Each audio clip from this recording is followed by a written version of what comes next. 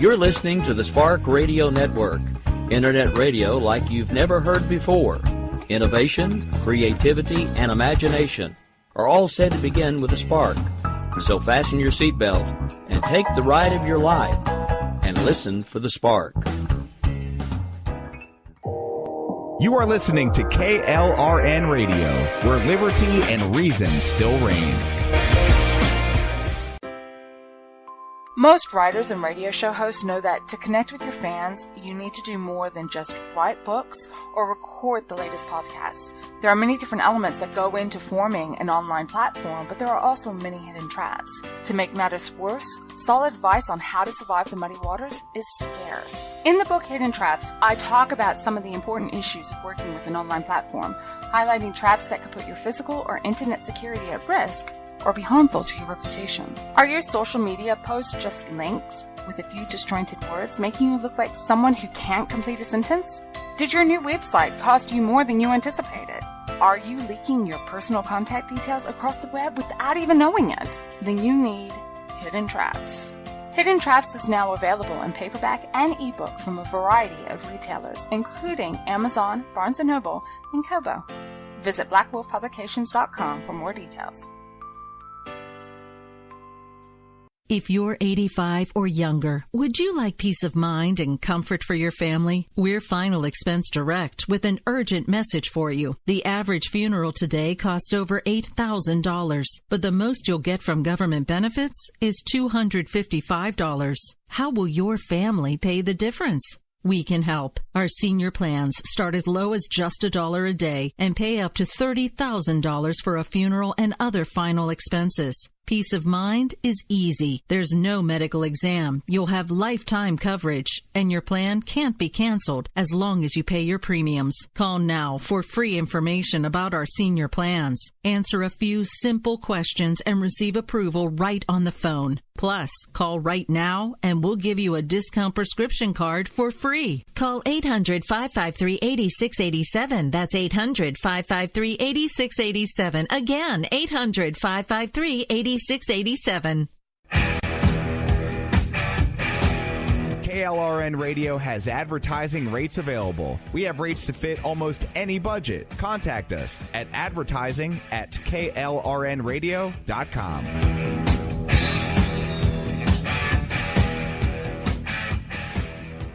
Attention business owners and independent contractors. This is a money-saving message from Tax Mediation Services. If your business owes $20,000 or more in taxes, we can help you today, right now. Listen, dealing with the IRS is no picnic. It's an intimidating and extremely stressful process, and you don't want to go it alone. Our attorneys know every law, every tax break, and every possible opportunity to help you resolve and reduce your tax debt. And if you owe more than $20,000, you may be at the top of their hit list. So don't take your tax debt lightly, because it will not go away on its own. The IRS can seize your bank accounts, your home, and even shut down your business. Call our tax experts today at 1-800-783-0810 and let us deal with the IRS while you focus on your business. That's 1-800-783-0810. Again, that's 800-783-0810. My son was in the Army back during Desert Storm, but even then he wanted an MBA. He looked at a dozen schools, but only one offered the online education and flexibility he needed while he was in a tent in Iraq. Grantham University. Turns out that Grantham's been delivering affordable, relevant college and advanced degrees for over 65 years. Heck, if they can deliver a quality education to a soldier in a tent overseas, think about the flexibility Grantham can offer you so you can earn your degree too. It doesn't matter how complicated or full your life is. If getting a degree is on your bucket list, you'll want to do what my son did. You'll want to call Grantham. Find out how easy it is to get started on your education so you can check that college degree off your bucket list. Call Grantham right now, 800-910-1370. That's 800-910-1370. Flexible, affordable, relevant. Call 800-910-1370. Sometimes riders feel lost, unsure why a passage may not be working. It takes another set of eyes to help us nurture our writing into full maturity. At Black Wolf Editorial Services, we strive to enable writers to develop and grow, offering manuscript critiques and line edits through a mentoring editorial style. We also offer assistance on generating a writer's bio for your websites. Black Wolf Editorial Services, nurturing your writing into maturity. For a full list of services, visit blackwolfeditorial.com. You're listening to the Spark Radio Network, internet radio like you've never heard before. Innovation, creativity, and imagination are all said to begin with a spark. So fasten your seatbelt and take the ride of your life and listen for the spark. You are listening to KLRN Radio, where liberty and reason still reign. My name is Jessie. I'm a United States Special Forces widow.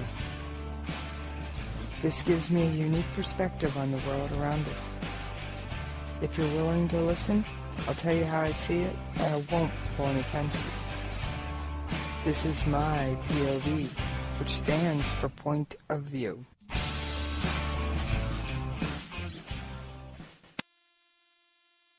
Hi everyone, this is Jesse's POV.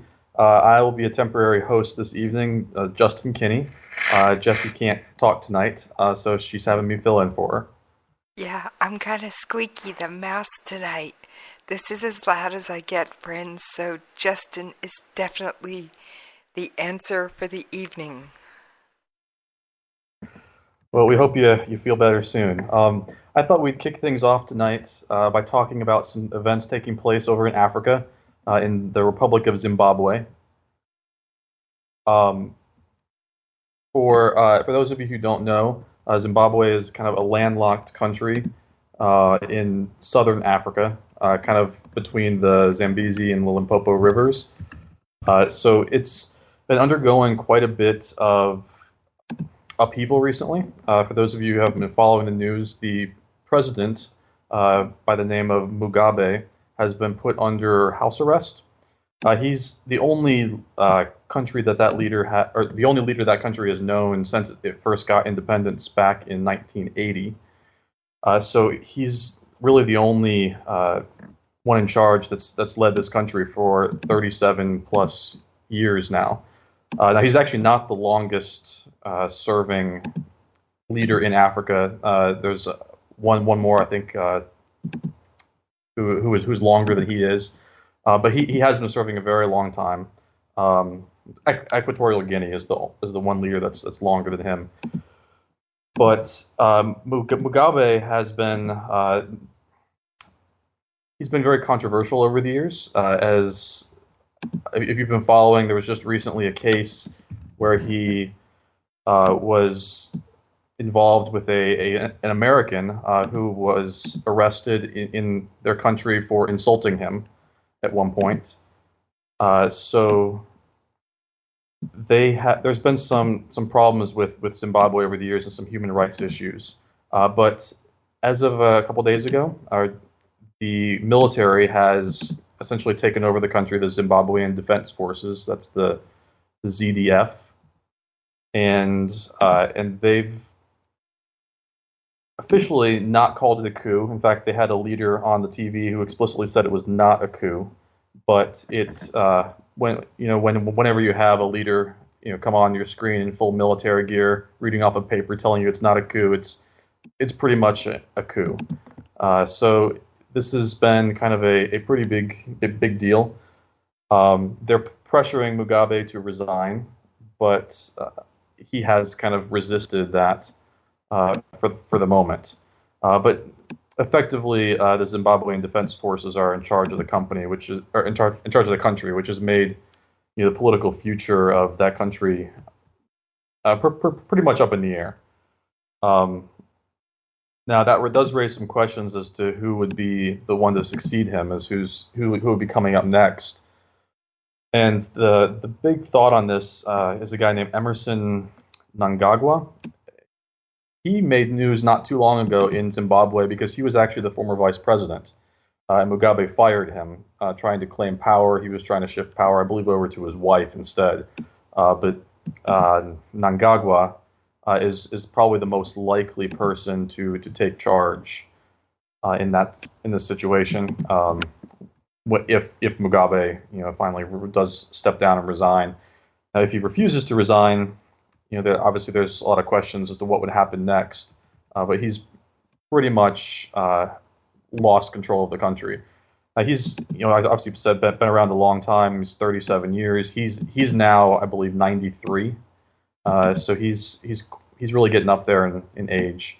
But Mnangagwa is I believe he's in his 70s as well. So the transition of power there will be quite interesting. As I said, this is the only guy who's been in power since they gained their independence. So they have not seen a transition of power so far.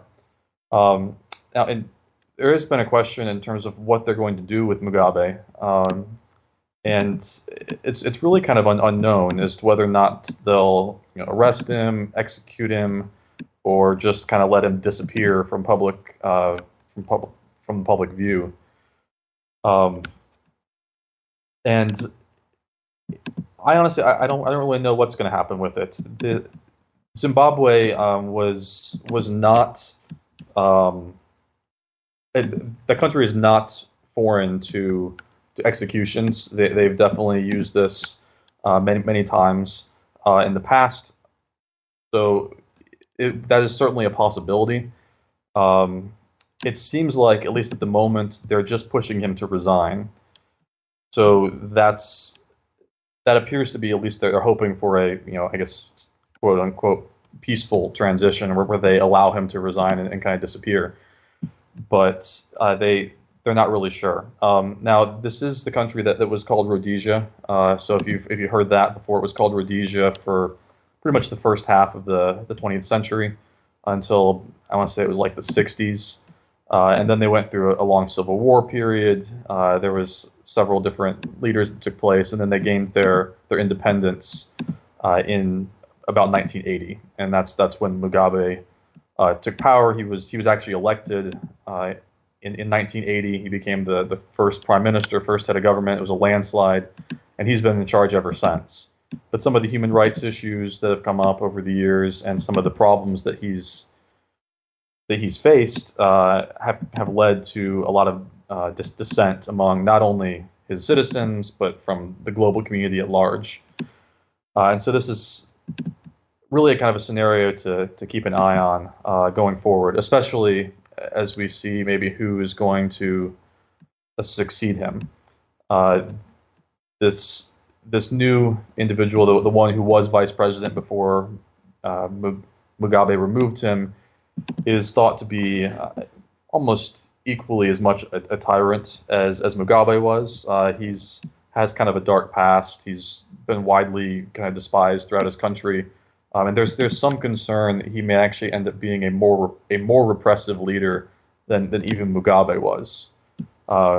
When he did work for Mugabe before his firing, he actually acted as kind of like the enforcer.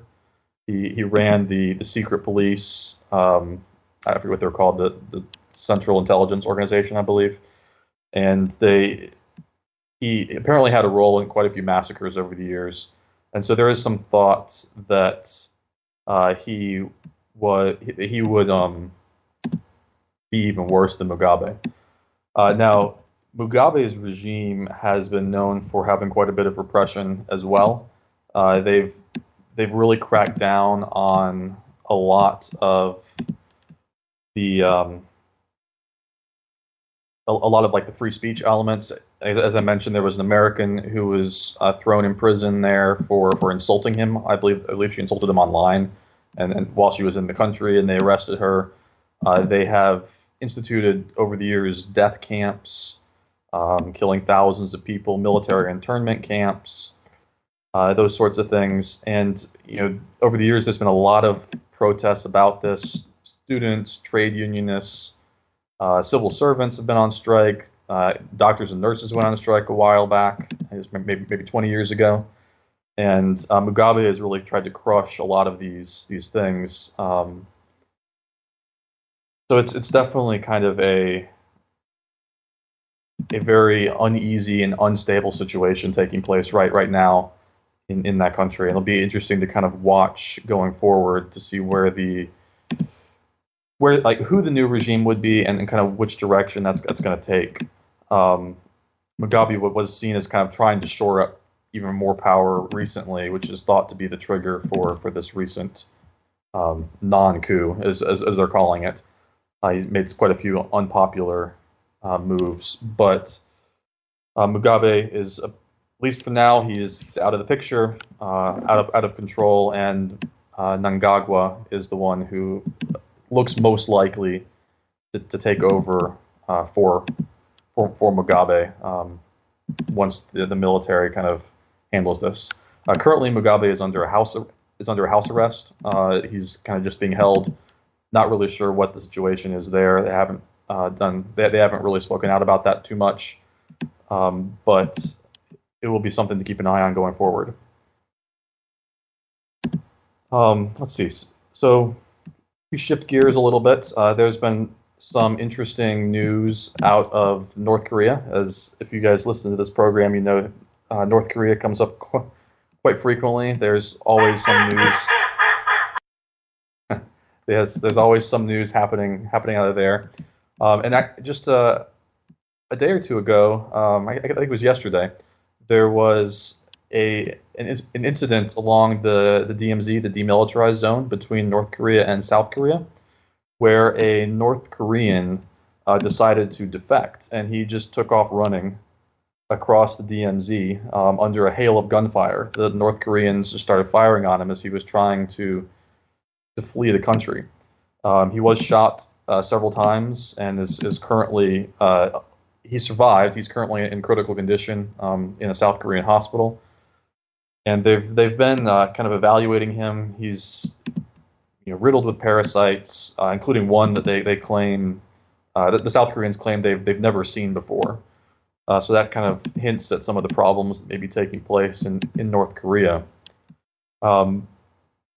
But this defector is particularly interesting. They as I said, he got shot 5 times. They were essentially firing on him. He was just fleeing across the border. They shot, I think, 40 rounds, hit him 5 times, and he's really in some critical condition.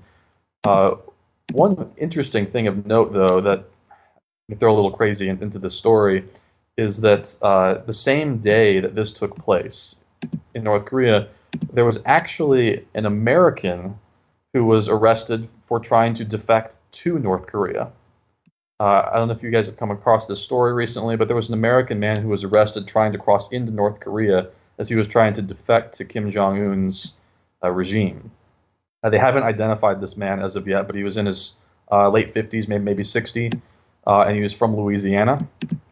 Not really sure why he was headed to North Korea or why he thinks they're such a paradise, but it's interesting. On the exact same day that a North Korean gets shot trying to flee, an American gets arrested trying to cross into North Korea to defect there as well. Now, this individual, this man has been detained, so he didn't actually make it.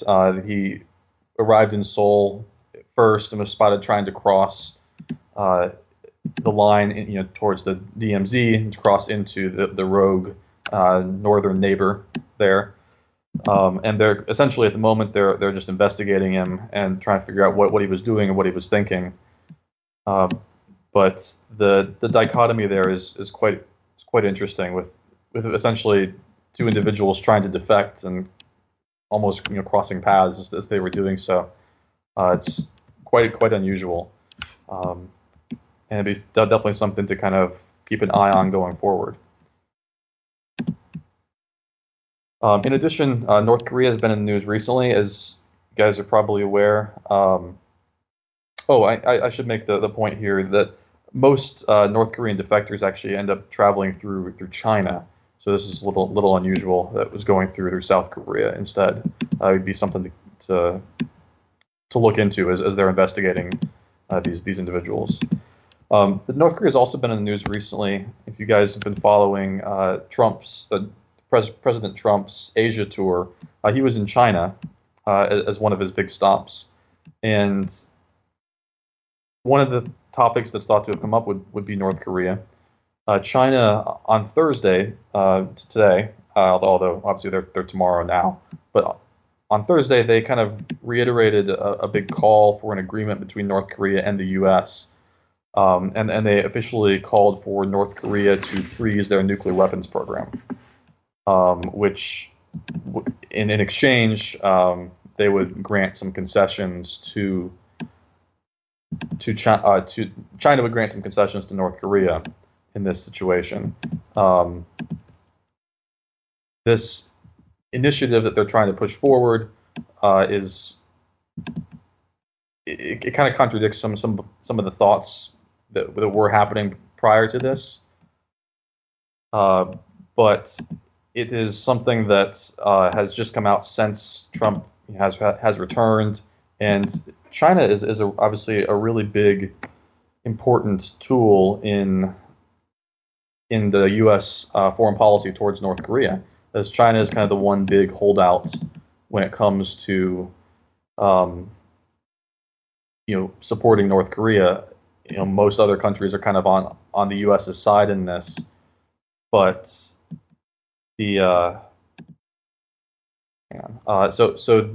but China's been kind of the one big holdout, and China is North Korea's largest trading partner as well. So North Korea has relied pretty heavily on China as their big economic supporter. So China coming out and saying that North Korea should freeze its nuclear weapons program could potentially be a big deal, and China would be the big linchpin in this kind of standoff between the U.S. and North Korea. Just to tie this back to a few weeks ago as well, China did say that if North Korea, struck first against specifically the U.S., but any country really, China would not back North Korea anymore. But if somebody attacked North Korea first, they would step in. So basically, they would side on the defense either way.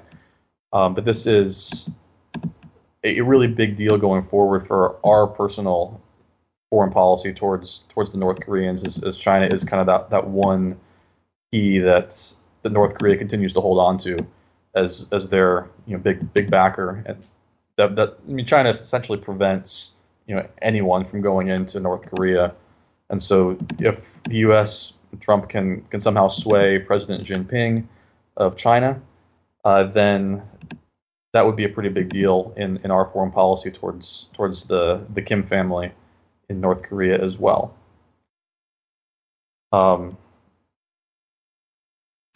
Now, I wanted to read a quick statement here from Trump that after his visit, hosted by Jinping.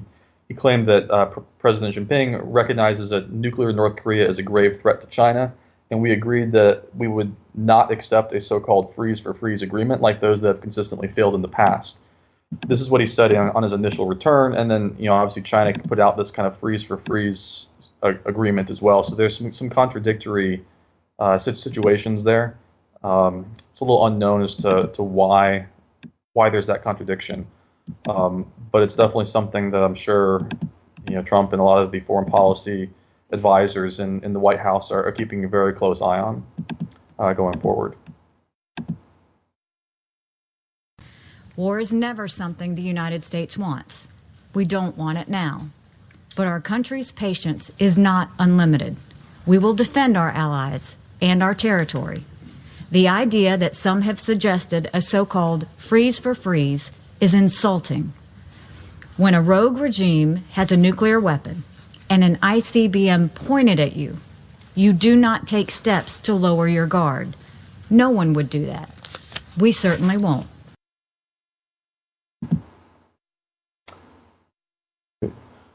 All right, so in addition to this policy on North Korea, obviously a lot of the trip to Asia with Trump focused on North Korea and focused on trade, but China has also been kind of quietly pushing forward with another big policy that may affect foreign policy, and that's pushing into what's called the South China Sea.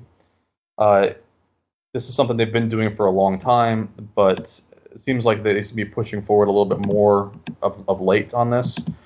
Essentially, what they're doing here is they're trying to expand their presence into the sea at the expense of some of the smaller countries and smaller neighbors. And so they're finding kind of these underwater atolls and reefs, building small little islands off of them, claiming them as Chinese land, and that allows them to expand their maritime rights further out into the ocean. And so they're trying to do this. And in particular, what they're doing is they're placing a lot of military facilities and airstrips and those type of things on these man-made islands, which is seen as obviously a militarization of the South China Sea. And a lot of the smaller countries in the area are a little wary of this. Vietnam, Philippines, some of the others as well have expressed concern. Now, at the Chinese Communist Party, they had their Congress last month, and President Xi Jinping, cited this island building in the South China Sea as one of his big achievements so far, and he's admitted to kind of pursuing this successful grab of maritime rights, but it's raised some eyebrows of late, particularly to these other countries that use those waterways for trade and things. Now Jinping has at least officially assured these neighbors that China will offer them safe passage, but it's definitely been kind of an unusual situation, and it's one to keep note. China, to their claim, they've said that they don't consider this a militarization. They're just expanding into what territory they believe is already rightfully theirs. But it's also pretty clear that this is you start installing military bases and radar and sensor installations, shelters for missiles, airstrips, those type of things. It certainly seems like a little bit more of a threat to China's potential regional hegemony in that area. Now, most of the activity in the South China Sea has really centered on three massive reefs that they've been kind of converted into artificial islands. They essentially dredge a lot of land and sand up onto these reefs. There's the Fiery Cross Reef, the Mischief Reef, and the Subi Reef, which are all in kind of the Spratly Islands area, which is about 700 miles off the shore of southern China. And satellite imagery has been able to kind of look at these, and we've noticed them installing runways, hangars. There's a couple domes that we can't quite tell what they're housing right now. But this Chinese regional hegemony is something that the U.S. has been concerned with, recently as well, because the U.S. wants a lot of that influence, and if China continues to expand, then they gain a lot more influence in Asia than the U.S. has traditionally been comfortable with. Now, I think we're kind of running right up on the time for commercials. A commercial break. It's right about the halfway point, so I will sign off for a minute and get those commercials in.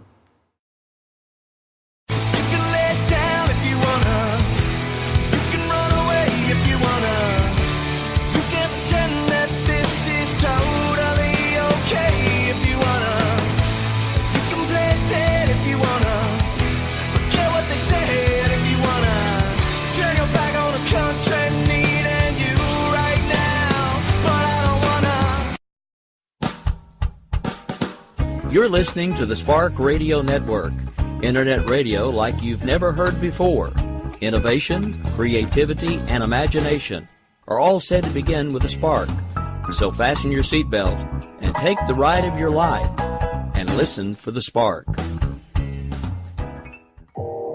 You are listening to KLRN Radio, where liberty and reason still reign.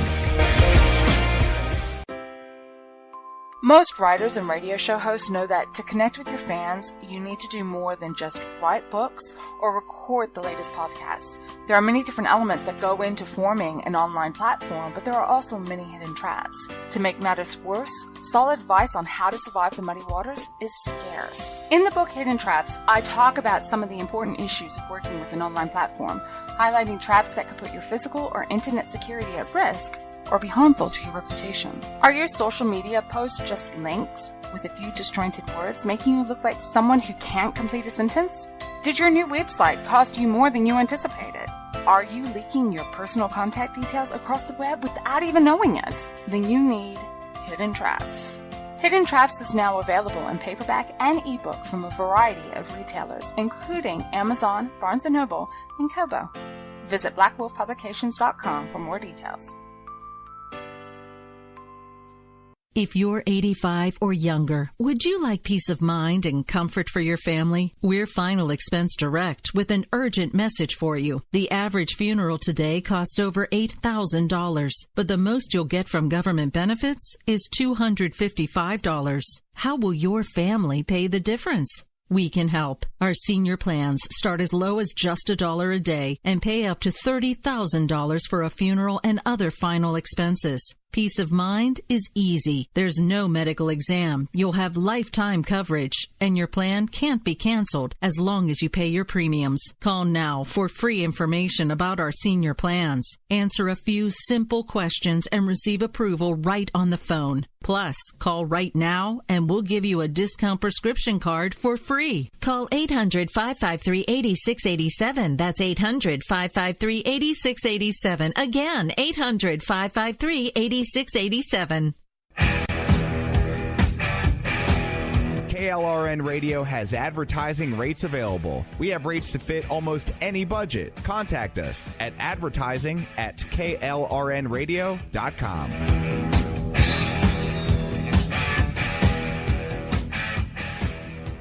Attention business owners and independent contractors. This is a money-saving message from Tax Mediation Services. If your business owes $20,000 or more in taxes, we can help you today, right now. Listen, dealing with the IRS is no picnic. It's an intimidating and extremely stressful process, and you don't want to go it alone. Our attorneys know every law, every tax break, and every possible opportunity to help you resolve and reduce your tax debt. And if you owe more than $20,000, you may be at the top of their hit list. So don't take your tax debt lightly, because it will not go away on its own. The IRS can seize your bank accounts, your home, and even shut down your business. Call our tax experts today at 1-800-783-0810 and let us deal with the IRS while you focus on your business. That's 1-800-783-0810. Again, that's 800-783-0810. My son was in the Army back during Desert Storm, but even then he wanted an MBA. He looked at a dozen schools, but only one offered the online education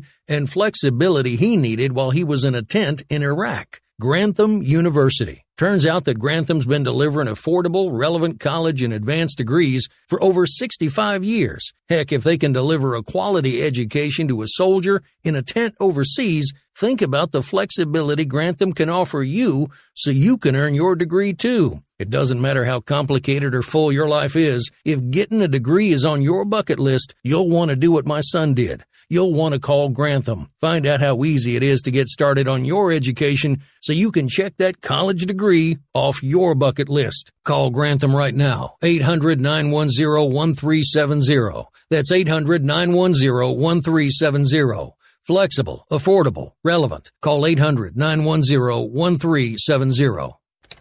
Sometimes riders feel lost, unsure why a passage may not be working. It takes another set of eyes to help us nurture our writing into full maturity. At Black Wolf Editorial Services, we strive to enable writers to develop and grow, offering manuscript critiques and line edits through a mentoring editorial style. We also offer assistance on generating a writer's bio for your websites. Black Wolf Editorial Services, nurturing your writing into maturity. For a full list of services, visit blackwolfeditorial.com. You can lay down if you wanna. You can run away if you wanna. You can pretend that this is totally okay if you wanna. You can play dead if you wanna. Forget what they said if you wanna. Turn your back on the country needing you right now, but I don't wanna. Thanks for hanging in there with us as we pay the bills with those commercials. For those of you who joined us late, my name is Justin Kinney. I'm filling in on Jessie's POV today. She's out with unable to talk, the sore throat. I'm Squeaky the Mouse, folks. Squeaky the Mouse. Yeah, so I appreciate you hanging in there with me. Now, before the break, we were talking a little bit about China and North Korea, and I wanted to kind of kick things off again discussing that. But before I do, I just wanted to let everybody know that we will be ending this show with taps tonight. And yeah, so let's kick things off with China again. China, as I mentioned, has kind of been under some criticism for their support of North Korea, and there's been a lot of pressure on them to do more here. But there has been, at least from like an internal perspective in China, there's several analysts who have basically come out and say China is starting to drift on North Korea a little bit, drifting away from them. And this is something that's definitely good to be keeping an eye on. Their position on this has, they want a nuclear-free Korean Peninsula. They want peace, stability. These are coming from a Chinese analyst over there. So this question of these two societies, of the two Koreas, has been something that China has been talking about internally a lot recently, and it's believed that their relationship with North Korea has begun to kind of cool off over time, and it's at least there's a hope that Trump's visit over there with Jinping made some headway on that as well. Now, to shift gears a little bit back to North Korea, there's been a couple other news items that have come out. There was just recently the U.S. government came out and warned that North Korean hackers, which would be sponsored by the state, sponsored by the North Korean government, have begun targeting the aerospace industry, the telecommunications industry, finance sector with malware. They said they've been doing this since 2016, so about a year now. And this alert, though, just came out a couple days ago from the Department of Homeland Security and as well as the FBI, which included a lot of technical details. If you're into that sort of thing, they released a lot of details about this malware called Fallchill, Fallchill, Fallchill, that basically gives a hacker kind of control over the victim's computer, which allows you to kind of search, read, write, move around files, modify timestamps, those type of things, as well as delete any trace of that they've been there. Now, this is something, like I said, they've been trying to do for the last year or so, but cyber attacks are not unusual coming from North Korea. They've been accused of several major cyber attacks over the years. There was a big one that took place a few years ago where they were thought to have hacked Sony, the company Sony Pictures. There was also a breach around the same time that they said they accessed some South Korean warship plans. And then also just recently there was an alert for another North Korean malware called Volgamer, which is another kind of Trojan horse that was used to attack the government as well as a couple other industries like the automotive industry, that it allows you to kind of steal files and such. So this is another way that North Korea has been active in trying to fight some of these battles without actually firing any missiles. But that does kind of raise another interesting point. For a while there were several missile attempts in a row out of North Korea, but we have seen kind of a halt to that. There's a recent halt in kind of both their nuclear and their missile testing. And General Mattis, the James Mad Dog Mattis, which has got to be one of my most favorite nicknames for a government official, he just today indicated that he believes this kind of recent slowdown in nuclear and missile testing may signal an opportunity for talks. He's kind of cautioned that this is a little too soon to start reading into it much, but he believes that this slowdown and stop on testing, development, it could be an opportunity there, because we haven't seen a missile or a nuclear test for about 2 months now. And that comes after a period where we saw 15 missile tests as well as one hydrogen bomb explosion that all took place in 9 months. So that would be 16 tests in 9 months, and then we haven't seen anything for the last 2 months. Again, General Mattis thinks this might be kind of a possibility to step in and engage in a little bit more diplomatic efforts, as opposed to some of the hardline rhetoric that we've been seeing. Now, obviously, we don't want to speculate too much on what this means coming out of North Korea, and the government, and obviously intel officials are going to continue to monitor the situation. But this change does seem to show something has happened, or they're waiting for something, or not really sure. But Mattis has long kind of maintained that a diplomatic solution is the best way to deal with Pyongyang and the Kim family. He has obviously gone on record and said military action is an option that will remain on the table.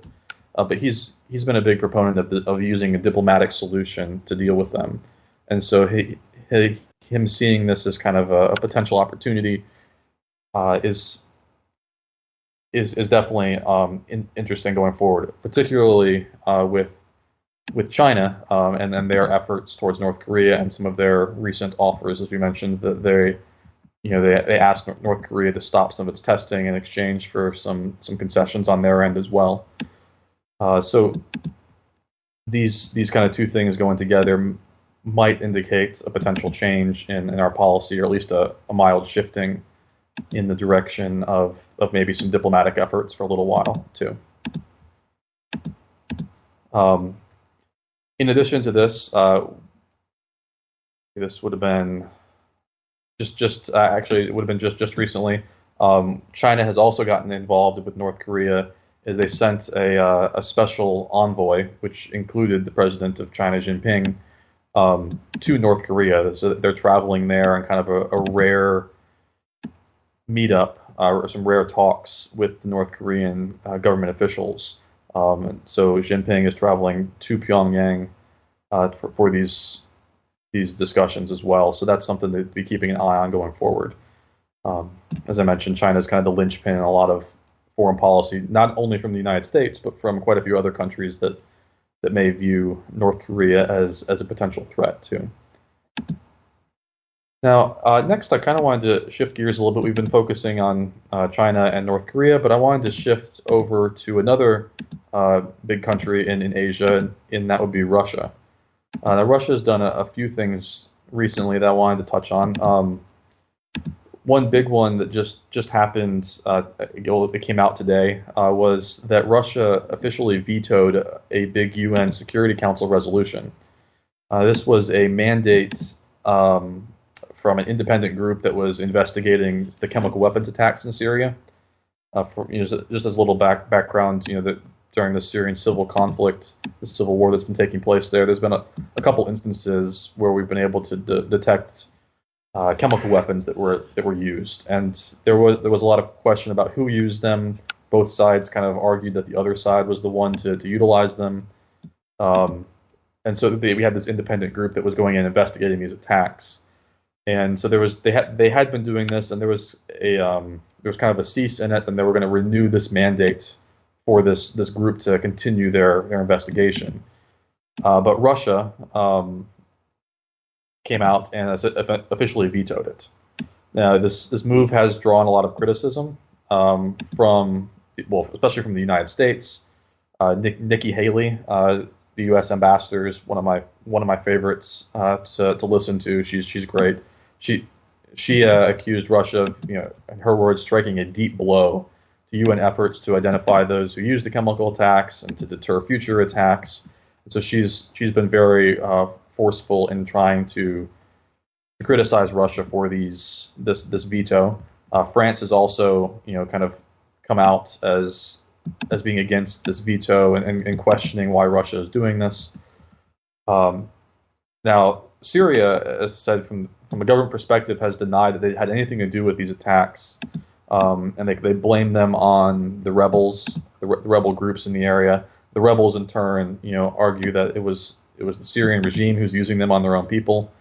The biggest attack would have been back in April, when about 80 people were killed by sarin gas in a rebel-held town. So it hit a rebel embankment, a rebel location, which is why initial thoughts were it was Bashar al-Assad from the Syrian government.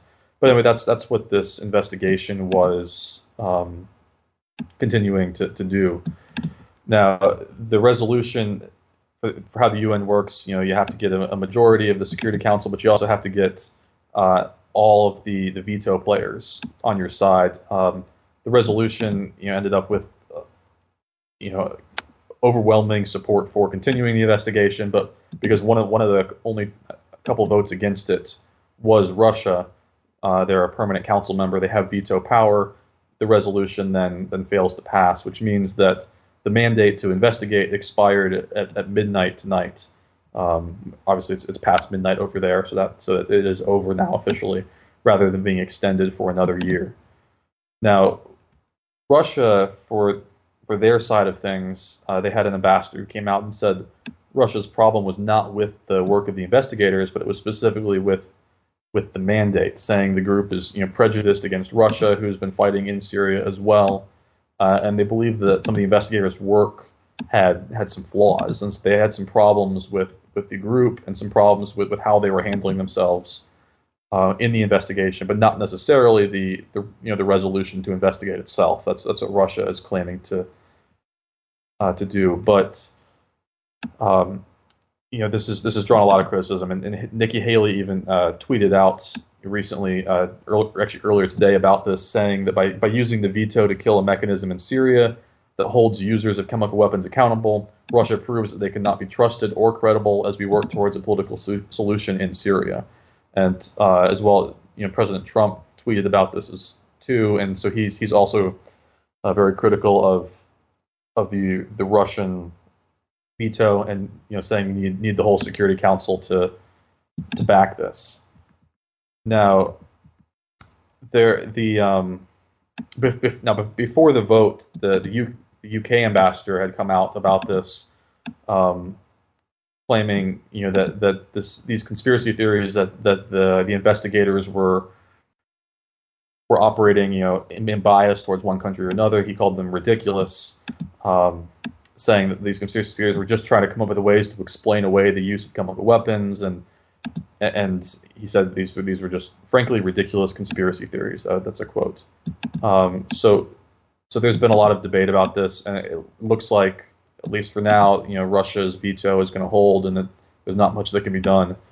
One of the big issues with the UN, and this happens over and over again throughout the entirety of the Cold War pretty much, is that when you have veto players like this, it's hard to get some things done, because especially when you have at least two members on opposite sides of issues, and this happened over and over again during the Cold War. It was one of the big criticisms of the UN as well, because they essentially came up as impotent in a lot of these very big conflicts that were taking place.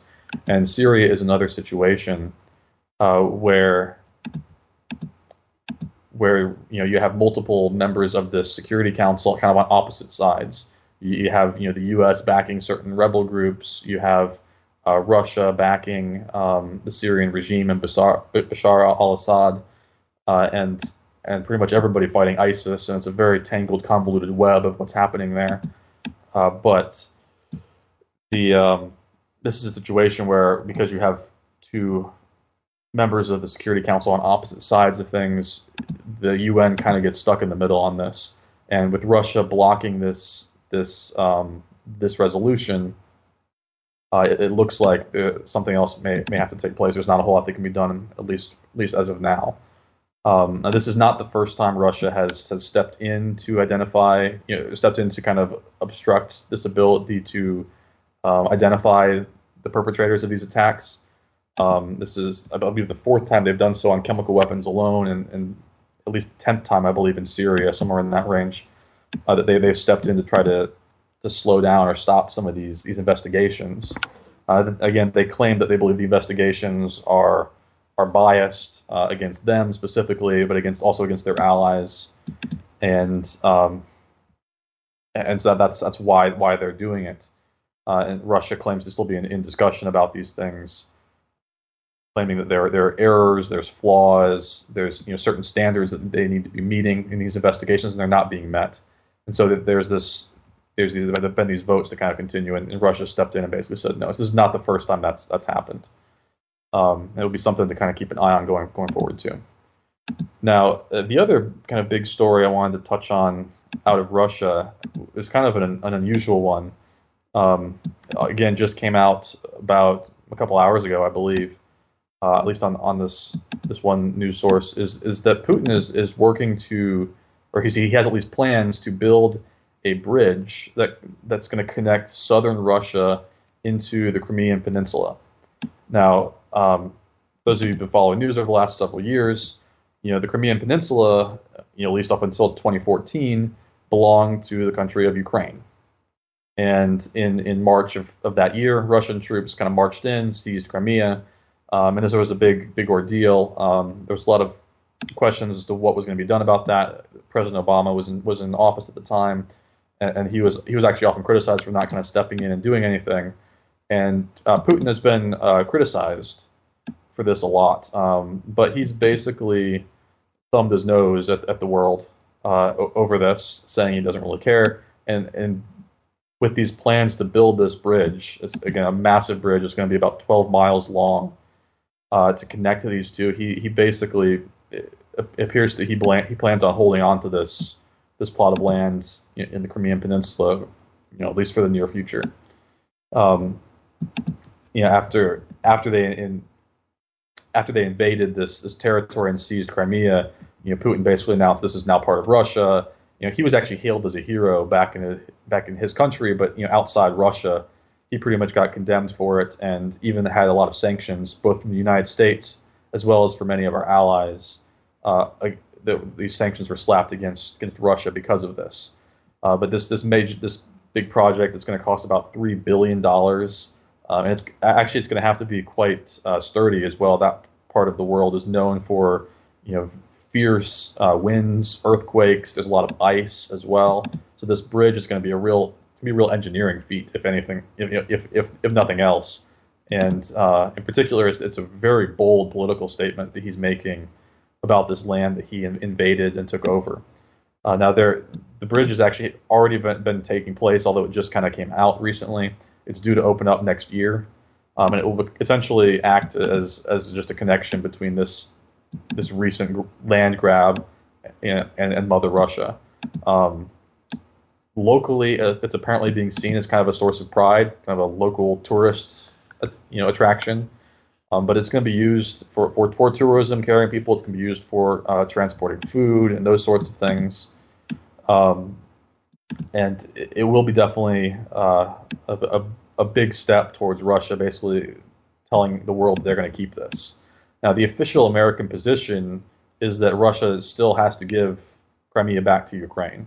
Our position is still that Crimea belongs to Ukraine, and we're going to keep sanctions on them as long as Russia holds on to this land, and they need to return it back.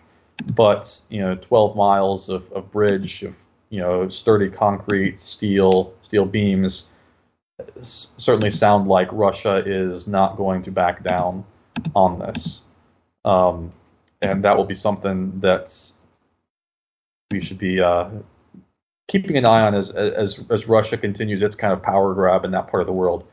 Much like China has been extending into the South China Sea, we've seen Russia engage in some of these similar, obviously different tactics. China's maritime, this is land-based, but these tactics of kind of extending not only their influence but their actual position out into further territory. It's actually pretty uncommon nowadays to find true land wars. There aren't too many wars that take place literally over grabbing territory. There's a handful, but most wars now are fought more ideologically based, and so that they physically went in and took land from another country is a pretty big deal, and it will be interesting to watch kind of going forward. And the U.S. is going to have to be very, very careful, as well as the rest of the world, that Putin does not continue these moves. During the Obama administration, again, this is when he did it kind of near the end there in 2014, and Obama, kind of backed down on a lot of this, and it kind of remains to be seen what Trump's position will be as well. Now, Russia also has a couple other things going on. Just touch on, we're almost out of time here, only a couple more minutes, so we'll end with something a little bit lighter, although still Russia tied. In that recently Russia was banned, or had at least a partial ban on some of its athletes from competing in the Winter Olympics. They've been engaged in a lot of doping tactics, and the World Anti-Doping Agency, essentially banned them from competing in the Olympics. And recently, Russia was asked to kind of become compliant again, and drop the doping elements. And just recently, the World Anti-Doping Agency, again, this came out earlier today, upheld its decision that the Russian agency and the Russian athletes remain non-compliant. Now, we are less than, I believe, 3 months from the opening ceremony of the Winter Olympics, which will take place in South Korea, again, tying back to the Koreas. That takes place in February. So this is a big deal, as Russia may end up having a lot of their athletes at least potentially banned from competing in this. And Russia always sends a lot of athletes, so this would be a big deal in kind of the sporting realm as well. Now, Russia's agency was actually initially deemed non-compliant about a year ago. There was a report that said the Russian government was conspiring with their athletes to undertake this doping program. So this is something that kind of goes all the way to the top in the Russian government. Was getting involved in trying to promote kind of Russian superiority in a lot of these feats of physical strength, which is a big signal. States like this are, particularly Putin, are really big on signaling strength and power. This is why you tend to see a lot of photos of him come out, the shirtless, hunting and riding horses and things. It's all this signaling of strength and power. And this is something that they've tried to do in the Olympics as well. And as I said, they've now been told that they're not being compliant on some of these concerns, which will be interesting to see how Russia continues going forward. Now, as we're kind of running right up on time here, as I mentioned, we'll be ending the show on taps. So I just want to take a minute to read this press release of a soldier who died in service to the country. Give me 1 second. All right, the Department of Defense announced today the death of a soldier who was supporting Operation Freedom Sentinel. Sergeant First Class Houghton O. Brown, 43, of Brooklyn, New York, died November 14th in Camp Buehring, Kuwait, as a result of a non-combat related incident. He was assigned to the 306th Engineer Company, 411th Engineer Brigade, Farmingdale, New York.